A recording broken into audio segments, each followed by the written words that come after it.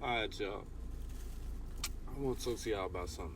First of all, hope y'all having a blessed day, doing what y'all gotta do for yourselves and those around you. It's ironic that I'm wearing an NFL jersey. I swear to God, I didn't even think about this when I put this on. It's crazy. But the NFL, Jay-Z, Kendrick Lamar, Lil Wayne. There's a lot of people that's upset right now in the culture as I'm scrolling down my timeline and I'm seeing the little interviews and the short clips and the podcasts and the captions and the comments, and there's a lot of people that's really truly upset that the Super Bowl is in New Orleans for 2025. It's in New Orleans, and Jay-Z, who's in charge of the NFL halftime show, curating it, picking the artists to perform, etc., etc. He's in charge of that. That's his department at the NFL. A lot of people is upset because, like, New Orleans, Lil Wayne, how we not going to, put two and two together, and, that's where he's from. Lil Wayne is a... Give me 1 second. Yeah. Lil Wayne is a music and cultural icon, right? Someone that, if you're a millennial like myself, more than likely, you grew up listening to Lil Wayne. More than likely, if you didn't grow up listening to Lil Wayne, you grew up hearing Lil Wayne. It's 2007 to 2012.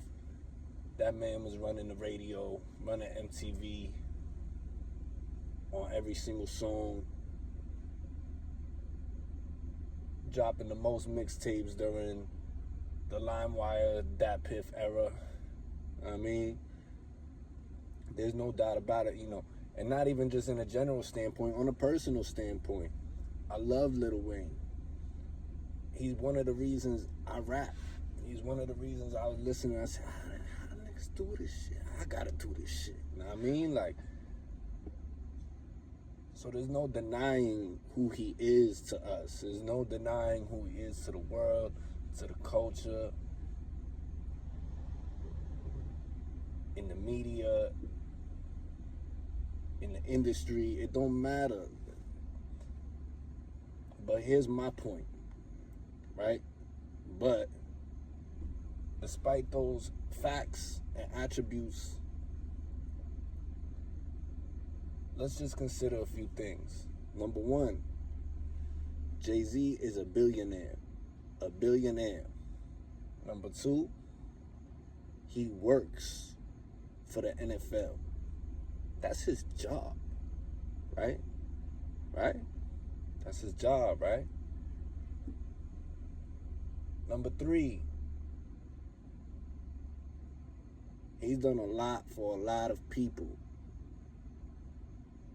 Black people, hip-hop people, minority people.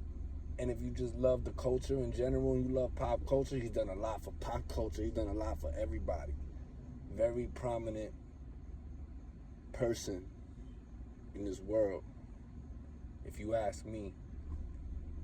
But let's just keep it on track, right? Let's stay on track. So this man is a billionaire, and he's done so much for other people, including Lil Wayne. He wanted to sign Lil Wayne way back, and he turned it down because he had loyalties in other business endeavors with other people. All right, no problem. They stay cool. 10 years down the road, Lil Wayne is owed $50 million by those same people and was in debt, I think $10 million to the IRS for taxes. Jay-Z paid that shit out of his pocket. That man said, here, it's all love. He didn't ask for it back. And that's just one person. That's just involving the person in question, which is Lil Wayne.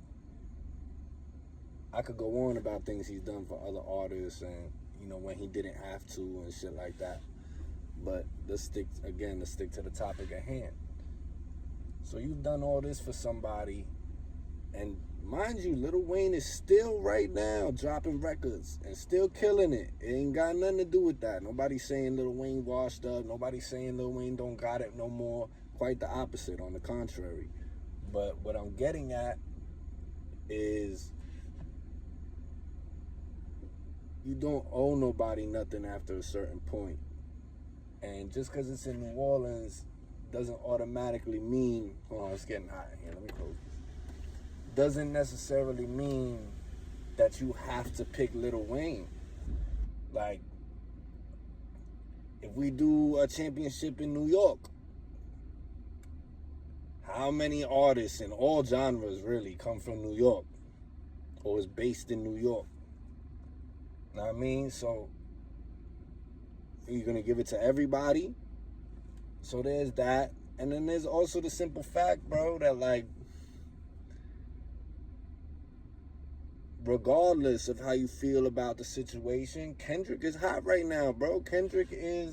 This is his year right now. He's made it his year, whether some people want to believe that, you know, the situation was fixed and rigged and Kendrick would, you know, no matter what, the public was going to go with Kendrick.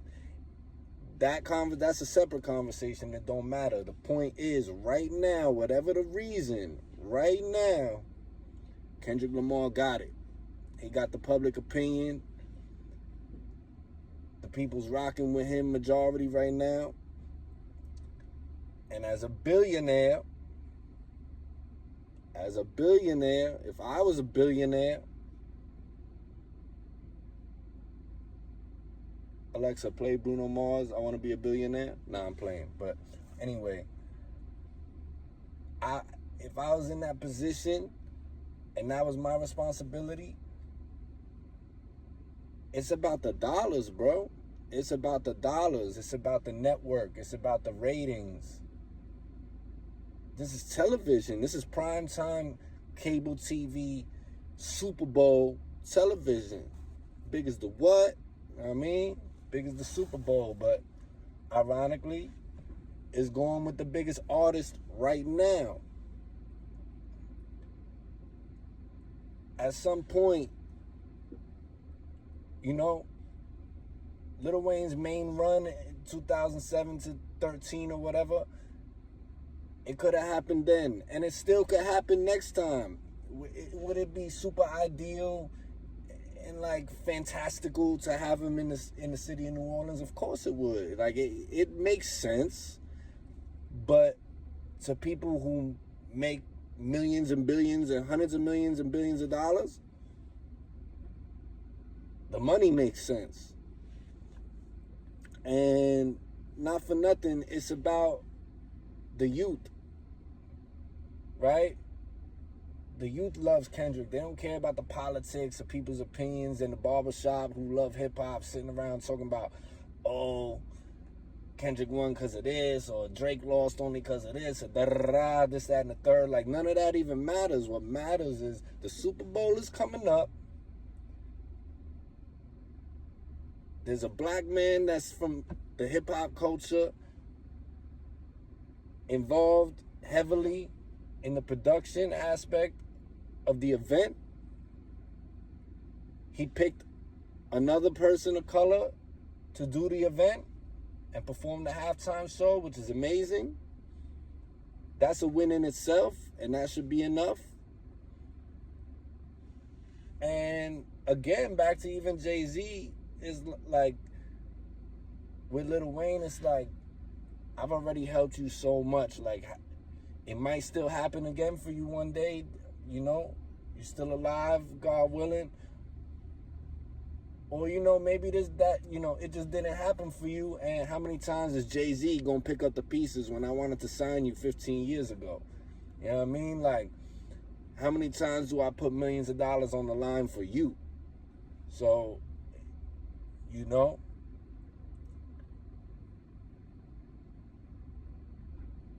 you can't feel entitled to nothing. You can't feel entitled.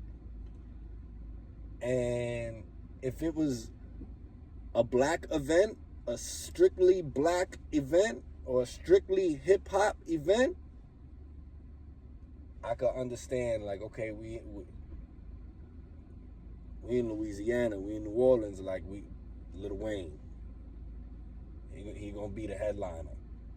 But another point of mine, and listen close to this one.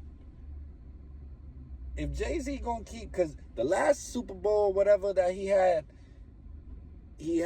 Death Row, he had Shady Aftermath Records performing. He had Eminem, 50 Cent, Snoop Dogg, Dr. Dre, all on one stage for the Super Bowl. You know what I mean? You seen Snoop Dogg crip walking on the Super Bowl stage and all that. Like, you know what I mean? Like, so he did that already, put some OGs on stage and shit like that. It's like, all right, how many times, if I keep letting all these old niggas up here, I might as well do it. Because this my shit. And I'm 53, I still got balls, nigga. I still got shit to say. It's my shit. I'ma do it. And that'll be the end of that. So nobody's looking at it like, damn, he could be selfish, and he's not. This is just business. And in business, there's no room for feelings. You feel me? There's no room for feelings.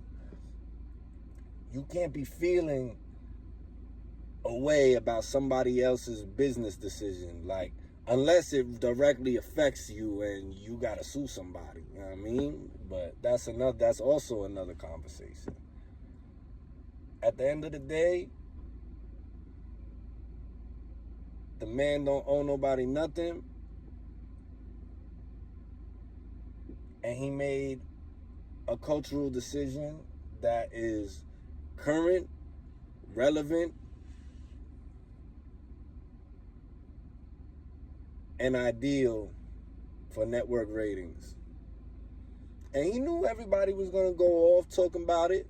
That's also another reason why he did it. That's a business move. Every cent counts. So if y'all going to talk. If y'all going to podcast about it. If y'all going to interview and talk down on me for it, talk down on me for it. But guess what? My stream's going to go up. My name's being talked about. My wife got a country album out. Go stream that, and so on and so forth. And that's the snowball effect of the situation. So at the end of the day, like, to wrap it all up nicely with a little bow on it for y'all, I'm going to say it like this. Unless it's the president of the United States or any governing agency that surrounds or is under that, don't worry about how another man do his job. You feel me? Don't worry about how another man do his job. It's simple as that. Cohiba Rico 2024 and forever, you heard? Tap in all platforms, new music on the way. Boom!